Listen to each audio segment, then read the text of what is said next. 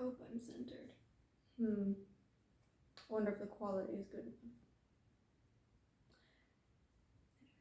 Hi, I'm Dorna. I'm a knitter based in Gothenburg, Sweden, and this is my knitting podcast.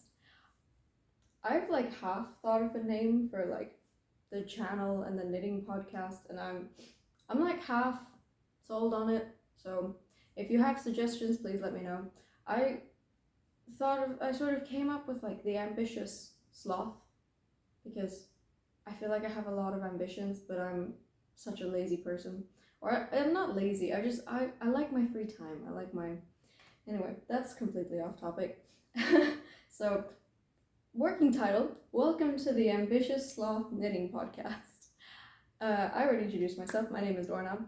I'm sorry if you can tell, but I'm really nervous. I have been thinking about starting a knitting podcast for after a month of me knitting. I started with Heather on Hops and Penrose Knits, and I was like, oh my god, this is amazing. Then I found Woolly Witchcraft and all the others that I watch, and I'm like, okay, I have to do this one day. And apparently today is that day. I've been thinking more actively about it for a while now, and I've been telling a lot of people in my life that I wanted to start one, and everyone's like, oh, just do it, but I don't know, there's something about sitting in front of the camera and talking to myself that is really intimidating. And I should remember to not look at the screen of my phone and look at the camera. I say as I'm looking at the screen of my phone. No. But yeah, so forgive me if I've got first time jitters or I'm nervous and I mess up things. I'm gonna try and not edit too much out of this because I always enjoy watching stuff that's kind of minimally edited, if that makes sense. It's just kind of somebody hanging out and talking to you about knitting, and yeah, I don't know, it feels more candid. And just before I started this specific recording, somebody dropped mail through the front door, and it was just a newspaper or something, but it scared me to hell, and I jumped and everything. So if I manage to get that on camera, I'll add that in at the end. But I really hope that my boyfriend doesn't come back and catch me doing this. Not that he doesn't know, but it will be really embarrassing. Or there's nothing embarrassing about it, but I find the fact it's fine when you see it from a consuming point of view. You see the screen and everything, it looks totally normal. But I just imagine someone standing over here and looking at me talking to a camera, and it freaks me out. So anyway, like I said, welcome to the Ambitious Sloth Knitting Podcast. This is episode 1 of hopefully many episodes. I don't know if this version will make it to YouTube, just so you know. If it doesn't, then it doesn't. If it does, hi.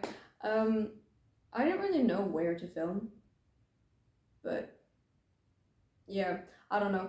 I always see people with their cozy plants and their sofas and stuff. I mean, we have a sofa and we have a lot of plants, but they're not or they are next to each other, but I can't get them both in frame. So maybe once I wrap my head around the camera that I have, maybe. But I don't know, I felt like the phone was a little bit less intimidating for the first time. Wow, you're already 3 minutes in, haven't even spoken about knitting. I'm gonna follow the traditional podcast setup for now, at least. We'll see if I deviate along the way in later episodes, or if I kind of find the way that I prefer to do it. But I'm just gonna start with finished objects. I'd love if you're knitting something while watching, please let me know, write in the comments. I think it's really cool to always scroll through the comments and see what people are knitting while they're watching podcasts, because I'm always knitting when I'm watching podcasts, and I think it's just, I don't know, it's wholesome. And I would really like to be a bit of an active member in the knitting community. Okay, finished object. What do I have that's finished? Yeah, okay, the most recent finished object is a sweater for my boyfriend. We had our anniversary a week and a half ago, and he tends to get a sweater every anniversary, or he's gotten a sweater every anniversary so far. So I'll show you this year's sweater because I'm quite happy with it. I still have to weave in the ends. As you can probably see, I've got ends sticking out of everything because I'm a sloth. But I will show you that. I've got stuff all over the floor and on a chair right next to me, so excuse the reaching in and out. So this is his sweater. I hope you can see it. I hope I'm holding it the right way up. Let's see. Maybe it'll focus, maybe it won't. Oh, that's not good. That's a little better. The lighting in here isn't great, I will say. And that's because it is... We still haven't changed the clocks. I don't have my watch on. It's almost 10 p.m. That's because I went to work and I studied today, and then I was really randomly like, oh, I will just film the first episode. Yeah, so excuse the lighting. So I hope you could see that. And if there are things that you can't see, I will of course take B-shots, B-roll. I will take extra footage and I will figure out an editing software and put it in. I've never edited anything in my entire life. So, but we're gonna figure it out. I'm really good at figuring things out on the go, and they're like good enough. So hopefully this is one of those.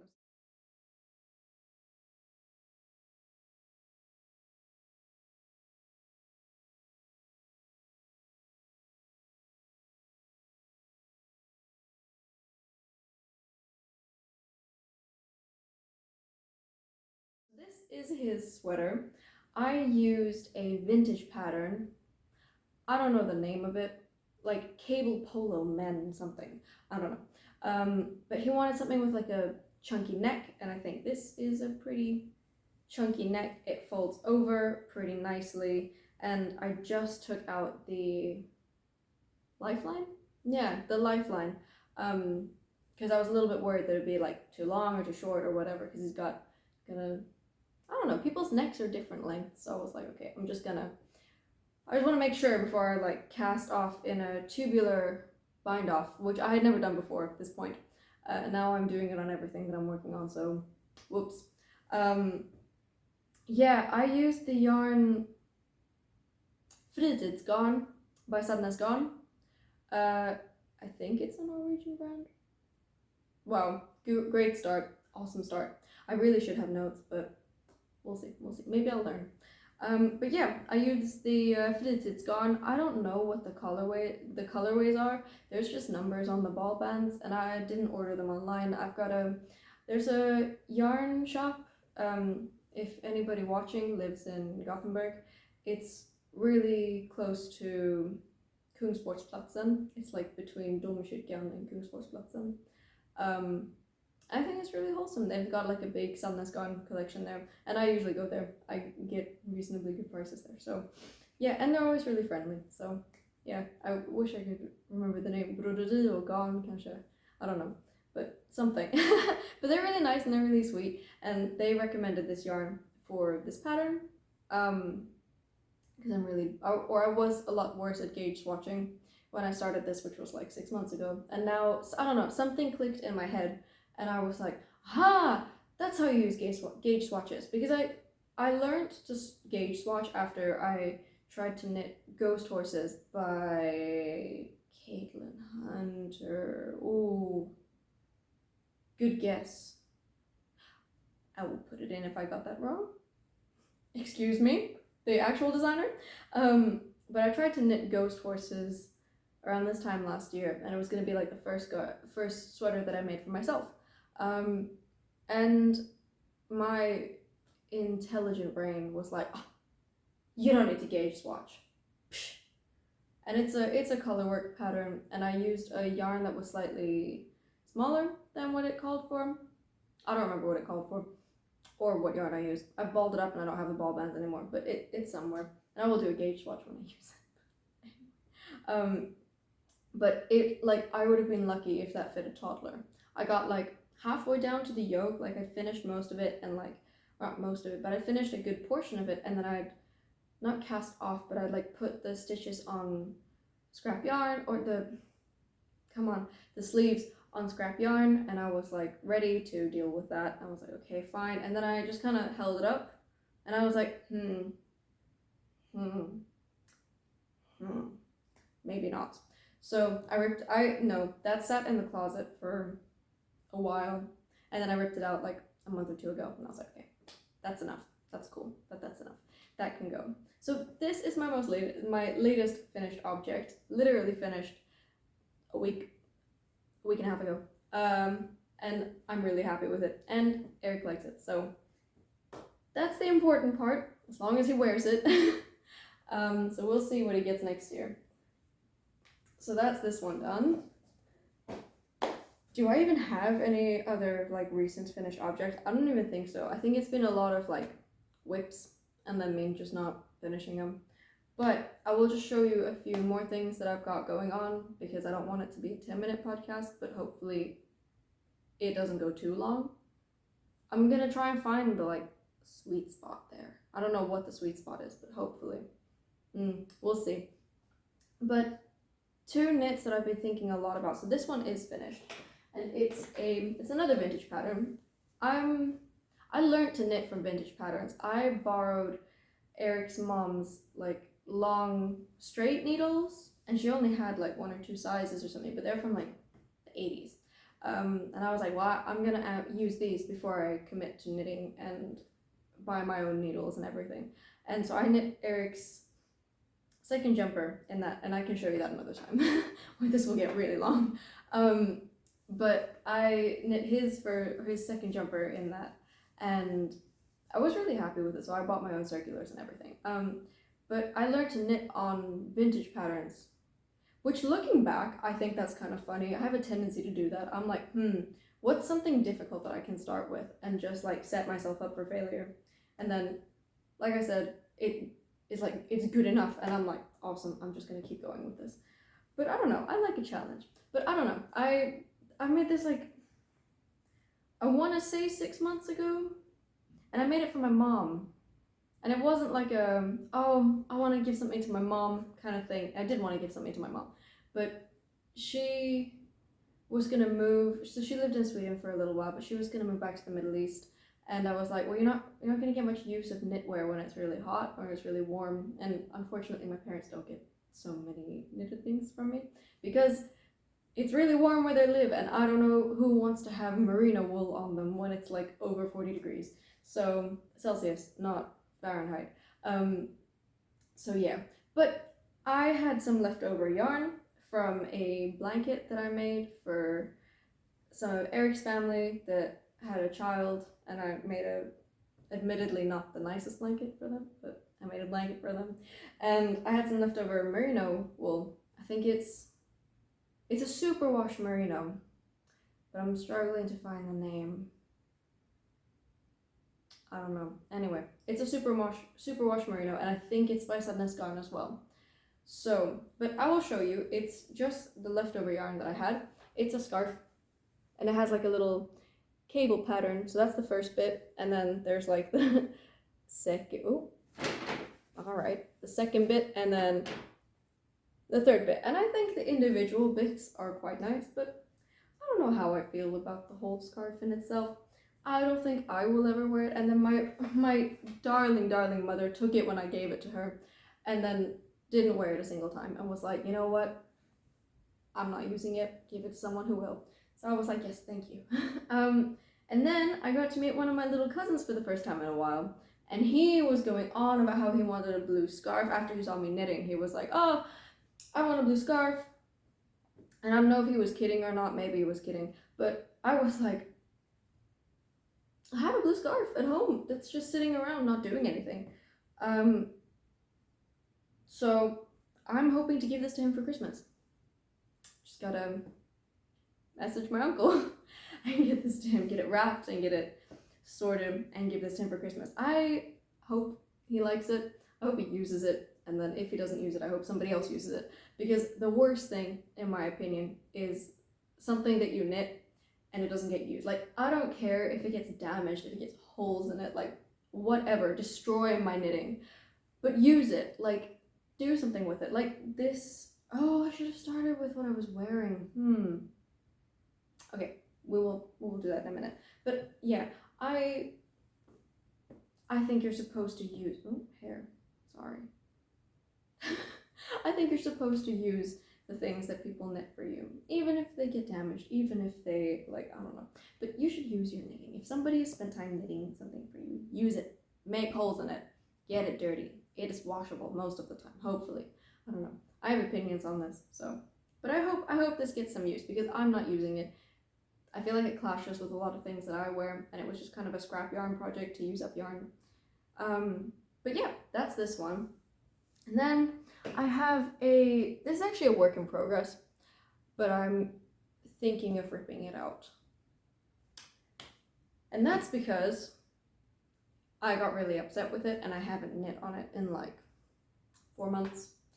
I don't think I will continue to knit on it. So I was making a jumper for my boyfriend's dad, because as like a bit of a thank you for helping so much with the apartment. So we moved into this place about a year ago, and it was fresh and nice, and it wasn't bad.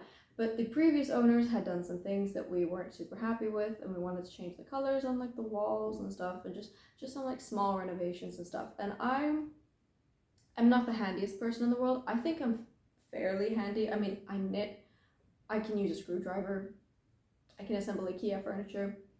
I did design and technology for my GCSEs, so I can exist in a workshop. I'm relatively handy, but I don't have much practical skills with these things, and Erik's dad is like so impressive. He can do basically anything, or maybe that's not true, but in my mind he can do basically anything when it comes to like fixing the home and stuff. So he was a real blessing to have on board when we were renovating. And so as a thank you, I really wanted to make him a jumper, and he has very sensitive skin, and so I splurged a little bit on a Lang Merino. I think it's like Merino Plus or something, but it's really nice. Oh my god, I probably would not have spent this much money on yarn for myself,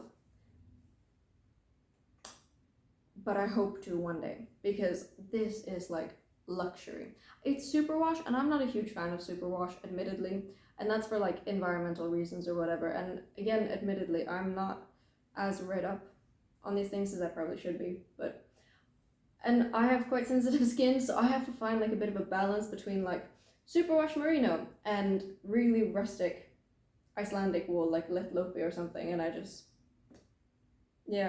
really butchered that, didn't I? But I don't know how to pronounce it in like an Icelandic accent. I feel like I just do a Swedish accent, but that's not right either. It's better than an English one, but anyway, I don't know. I've never seen it written out either. I've only ever heard people say it, so I'll fix that for next time. But yeah, so anyway, superwash merino, and it's in the royal blue colorway, I think. I don't remember the numbers, but I can probably put it in. And it has a really nice cable pattern. Again, a vintage pattern, because I make things difficult. And honestly, I love the cable pattern. I think it's wonderful. I will show you, like, maybe I can just hold it up and it'll work. No. Okay. Like, I don't know if you can see that. Use the knee to. There we go. So it's got like a really nice cable pattern and stuff. And then I've done, that's an arm. I've done the back and the front. I only have the front and an arm here. But this arm is like ridiculously big. If you look at the body, and it's my own fault. I mean, I knew it was gonna grow, and like this definitely needs to grow. And it's gonna grow because it's superwash merino. And I've done a couple swatches and I know that it's gonna grow. But this arm is just completely ridiculous. Like, this is an arm. And I've knit several sweaters in like parts because I've used vintage patterns for quite a few things. And so I'm no stranger to the arms looking like weirdly big. But knowing, like, this is fine as a finished arm. But knowing that this is gonna grow, and it already looks like a pajama pant for my legs. So I might block it and just see. But I'm really leaning towards ripping this out, to be honest. I don't think I even want to salvage this. It took a lot of maths to try and figure out, and it was just really like discouraging when it didn't work out even after all the maths, which is funny because I studied maths at uni, but I'm really not good at maths. But yeah, so that's this one, and I will use the same yarn to knit him something else. This was supposed to be for his birthday in June, and as you can see, that did not happen. So hopefully it will not be in time for Christmas, but maybe for his birthday next year, I can make him something. And I will, sorry, I forgot to mention, the pattern calls for a thicker yarn, and this is the only thing that I could find, and I could have held it with, I think I even bought Knitting for Olive Merino silk or something. It's like a really thin, and it's really nice. It's really luxury yarn. But I did a swatch with this color, and I couldn't get my hands on, or at the time I couldn't get my hands on a color that kind of matched this one, and I knew that I wanted a color closer to this one. And I don't know, the swatch just looked weird. It looked more like the scarf that I showed you. Like, it looked a bit more like this. Or like, yeah, like this maybe. But just slightly different colors. And I don't know, I didn't think it looked well. I didn't think it would complement the cable pattern. So I was like, okay, no. I'm just gonna do the math, figure it out, try some gauge swatches. Didn't work at all. So that's this one. I will probably rip this out. I've been thinking about ripping it out for a few weeks now, and I ripped out my ghost horses like recently, a month ago-ish, so maybe I will have the courage to do this one too, because at the moment it's just sitting there and it makes me sad to look at it, because I spent time on it and it's not getting any use. So that's that one. Let's see, what time? Oh my god, have I been talking for 20 minutes already? Okay. Speed through these. Maybe I won't show you all the whips then. But anyway, what I'm wearing, what I probably should have started with. This, I can stand up. Yeah, okay, this isn't so bad. Back up a little. There we go. This was supposed to be, emphasis on supposed to be. This was supposed to be a no frills sweater. I remember my patterns, a no frills sweater by Petite Knit. And it started great, as you can see, and I love this like oversized bit here. I don't remember what size I knitted in. I'm sorry. I have a little notebook that I like write which row I'm on in, and when I make like major alterations or something that I need to remember, but I'm so bad at like recording what size I did and any alterations that I make. I just kind of write it down in my own stupid way that makes sense to me in the moment. Doesn't make any sense to me later. But now that I'm starting a podcast, I think I will just learn to get better at it, because it is something that I enjoy knowing when I listen to podcasts or watch podcasts. I like knowing what size they made, so that I can think, oh man, that'll like sit nicely on my body, or oh, I can make this for this person who's like a similar build. But yeah. So I will get better at that, but I think it's the smallest size. I'm not sure. Might be.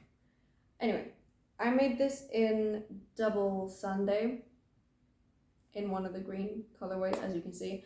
And I don't know, I really enjoyed the oversized like bit here.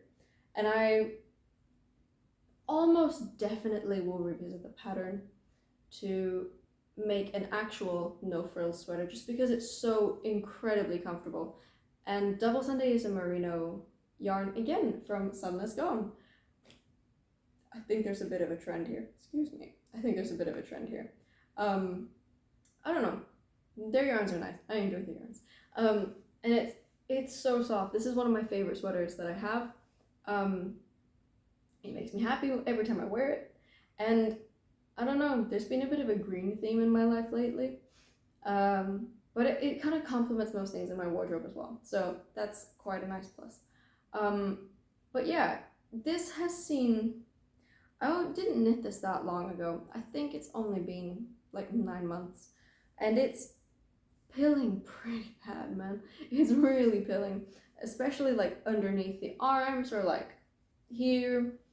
Just pilling like no tomorrow. And admittedly, I haven't shaved it.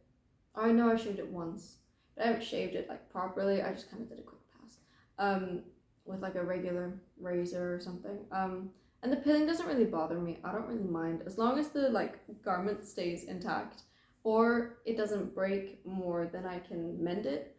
I don't really mind things pilling. I think that's just kind of the nature of some things. And then for me, because I have such sensitive skin, I kind of know that the yarn that I use is going to be a little bit less like long lasting, or like it's not gonna hold up to so much wear, and that's just kind of something that I have accepted. But yeah, I don't know. I decided halfway while knitting this that I actually wanted something cropped and fitted around my waist, because I didn't really have anything that was cropped and fitted around my waist. A lot of the cropped things that I have are quite boxy, and that's nice. I enjoy that look too, but I really like what this does to my silhouette, because it's kind of big and like loose and billowy up here, but then it still cinches in my waist, and I've got a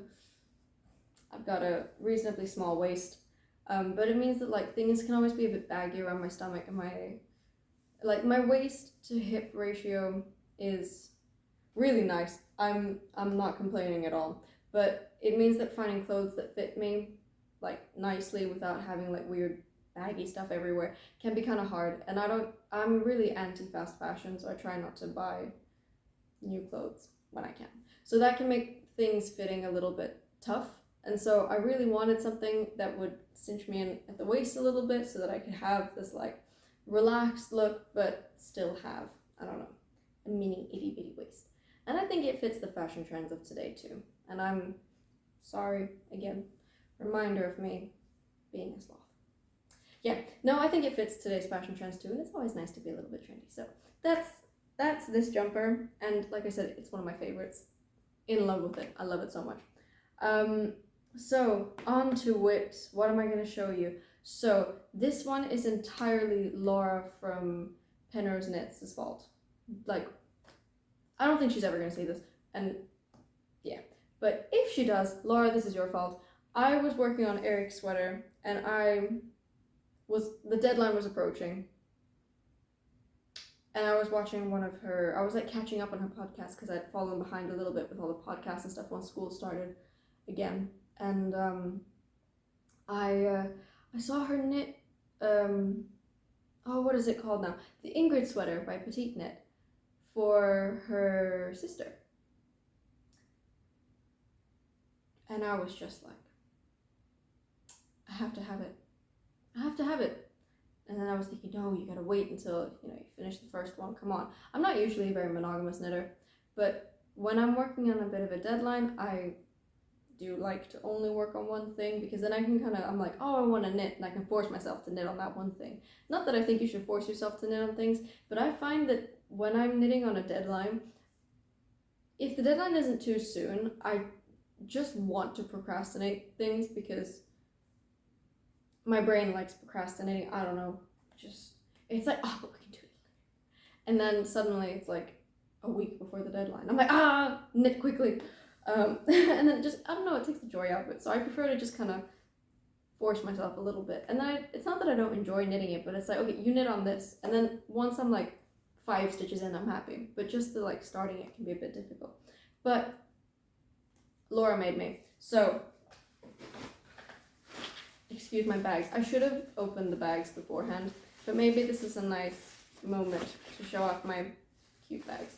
I don't know. They sell them at the knitting store that I was or the yarn shop that I was talking about earlier, and they're so cute. I can't even help it. They're not even project bags. They're just like grocery bags, and I use them as grocery bags too, but they're also apparently project bags because I don't have anything else to put them in.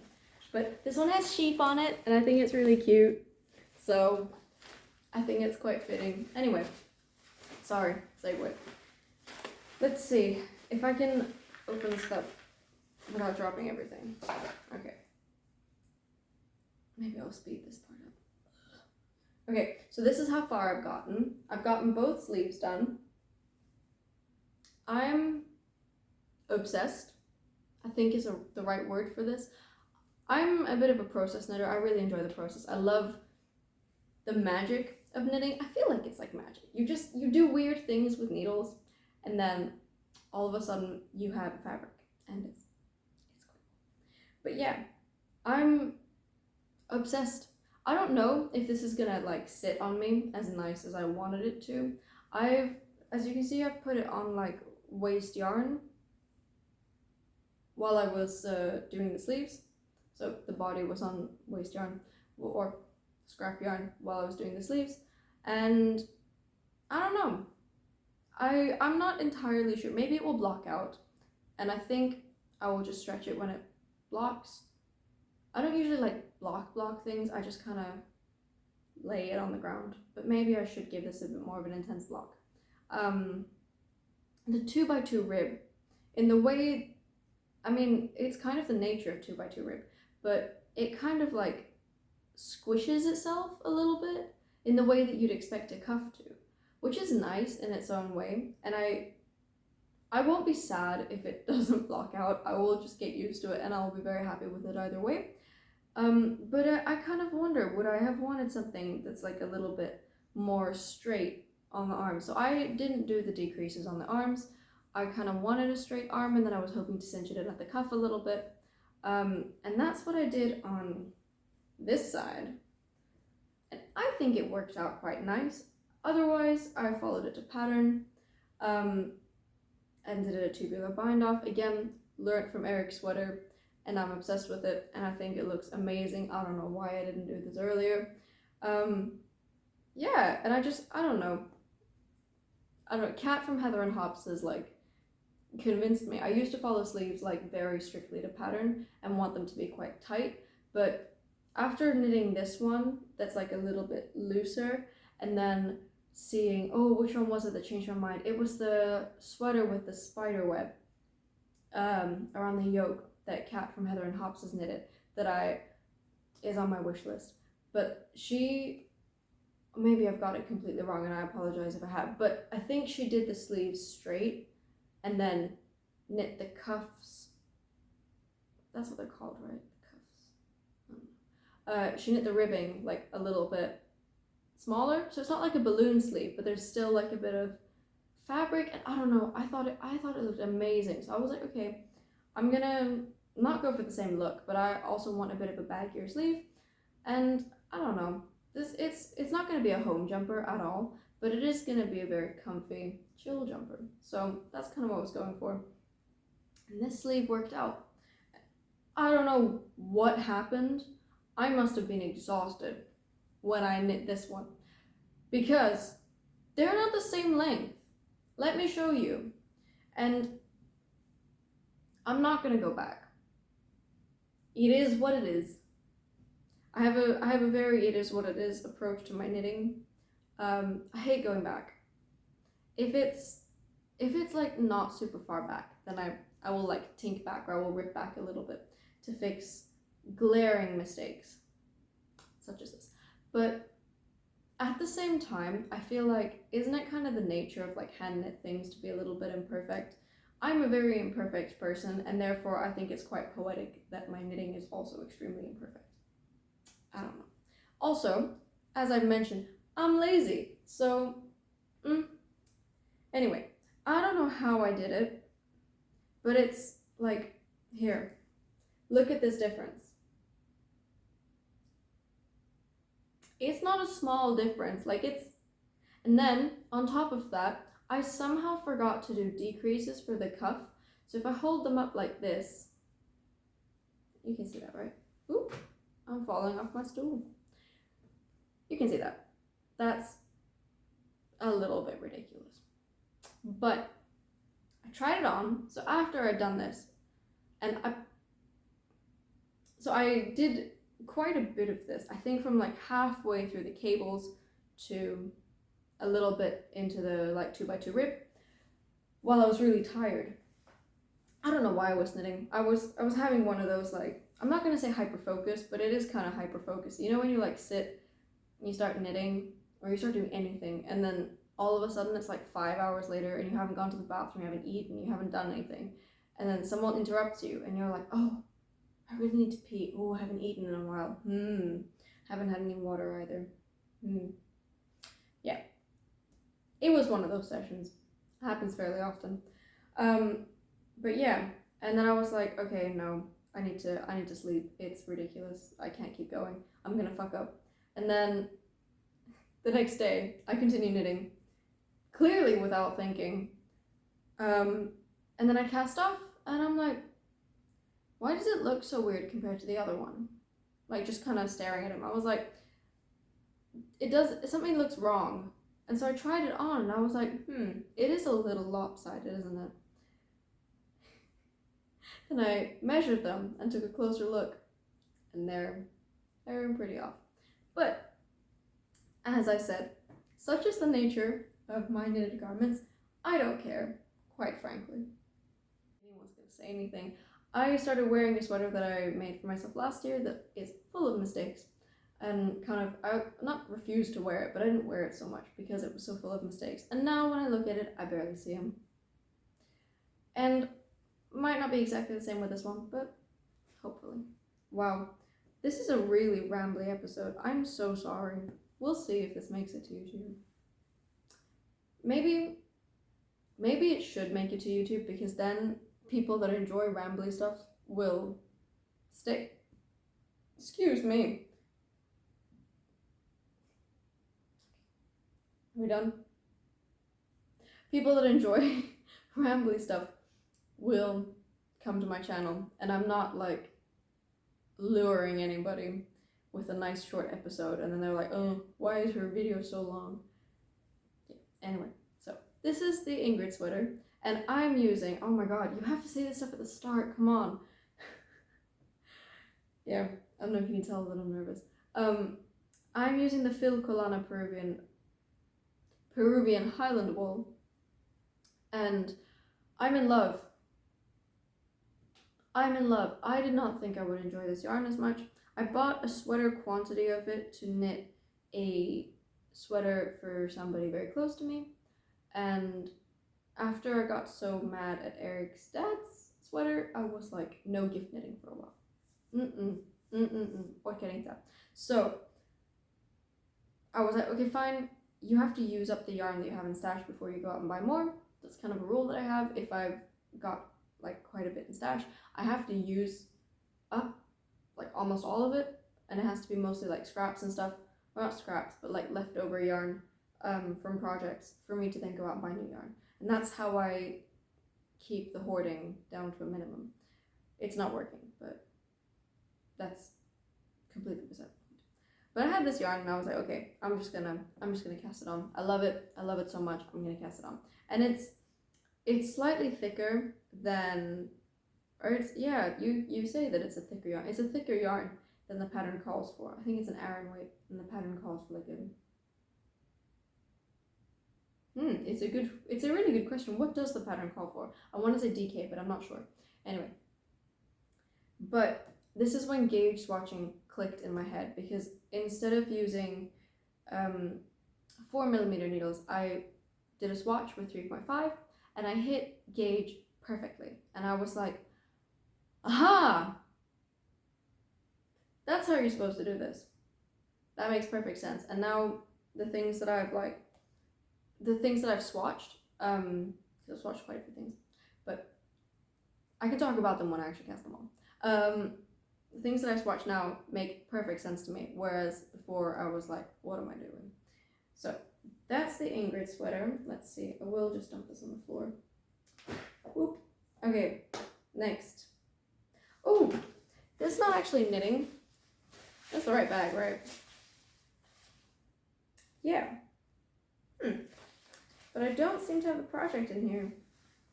Just the yarn. Okay. Apparently not this one then. Next episode. Hopefully. What do I have in here? Ooh. Also, Penrose knits. I don't know if you can see a bit of a pattern here. I saw one of the sample images, or not sample, what is it called? I think it's one of her test knitters that knit a black souffle. So I don't know, I'm sure you know because Laura is so popular, but Laura from Penrose Knits has a pattern called the souffle. I think it's just the souffle. That's like the first one, and then she's got a whole like collection of jumpers that come after it, and it's in mohair. And like I mentioned before, I have very sensitive skin, so I was a little bit unsure, but the lovely people at my yarn store, the yarn store that I usually go to, had a little swatch of Merino lang mohair silk or something. I don't know. Have some here, dude. You can just look amazing. Hold on, lang lace, and I have it in a little plastic bag with or no, not this one. There's another plastic bag in here with a little hole cut in it, so I don't have mohair flying all over the place, because otherwise there will be a lot of hoovering. Excuse the rustling.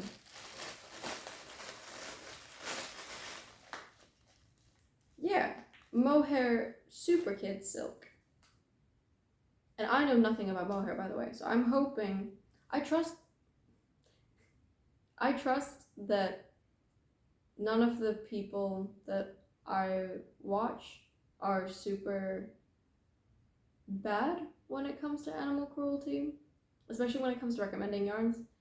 They don't have to be super on top of everything and use like the most cruelty-free brand ever, even though in an ideal world that's what people would do. But you know, there are factors about pricing and what's affordable, and you know, everybody just does their best. So anyway, but the people at the yarn shop that I usually go to had a swatch of this. There you go.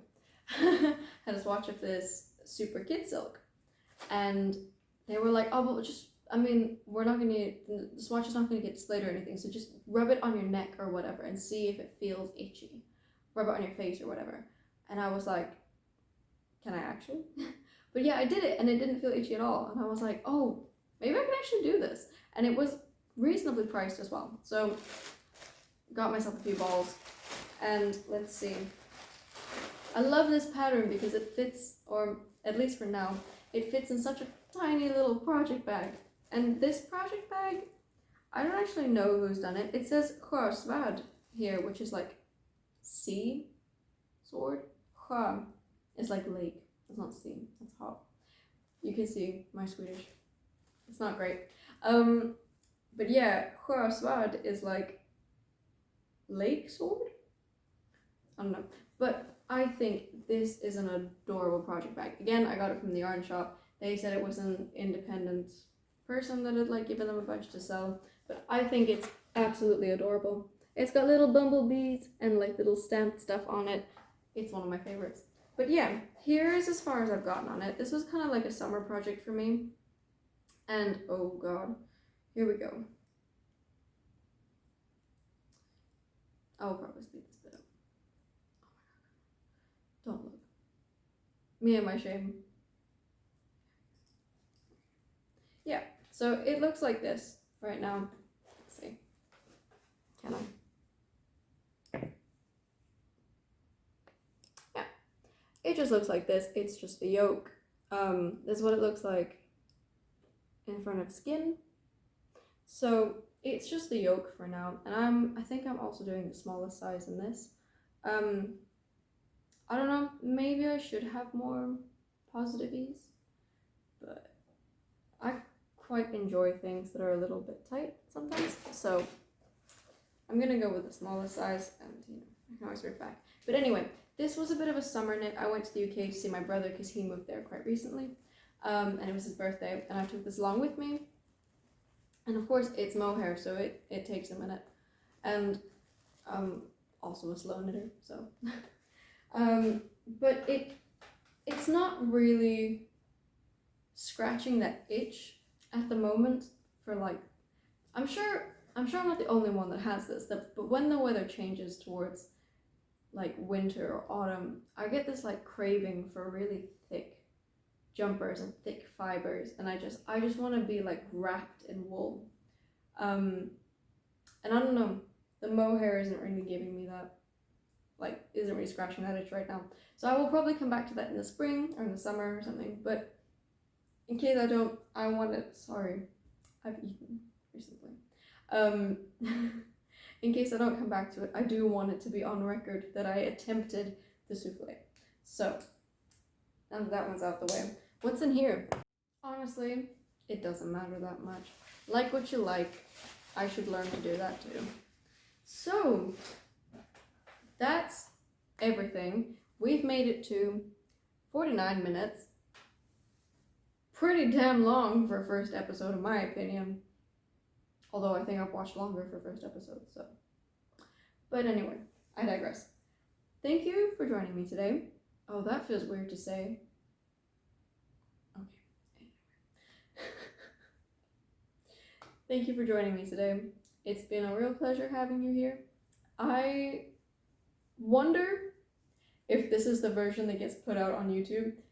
If it is the version that gets put out on YouTube, I can almost guarantee that I will be sitting with my head in my hands for like a good 10 minutes once I press publish.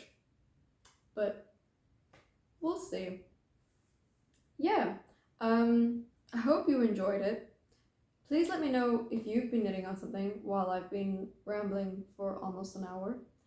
And yeah, let me know if there's anything that you'd like me to talk about, like specifically. I don't really have any yarn acquisitions. I'd love to talk about acquisitions when I have them, but I don't really have them that often.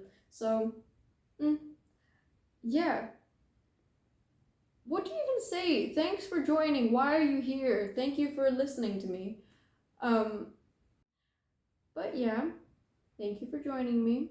If you enjoyed this, please like it, because then I know you enjoyed it. And if you didn't enjoy it, please dislike it, so then I can see what people like and don't like. I don't know. I think it'll be interesting. Yeah. So have a great rest of your day, or if you're anything like me, evening or night. It is now, yeah, it's now like, it's 10:30, 10:40 or something. I have the clock still on, so we just changed to winter time or whatever, and we still haven't changed the clocks around. So every time I look at the oven clock, I get a mini heart attack, and I'm like, oh my god, is it so late? Am I running late? Ah! And then I'll look at my phone or my watch, because I changed my watch immediately, and I was like, oh, it's fine. So yeah, thank you for joining. I'm gonna actually say goodbye now. It's very weird. I don't really know how you say goodbye with these things, but I'm sure that'll come as it goes forward. I don't know. Thank you so much for watching. Have a great day, night, whatever it is. I hope to see you next time. Please interact with me in the comments. I really want to respond and be like, oh my god, hello people. But yeah, bye.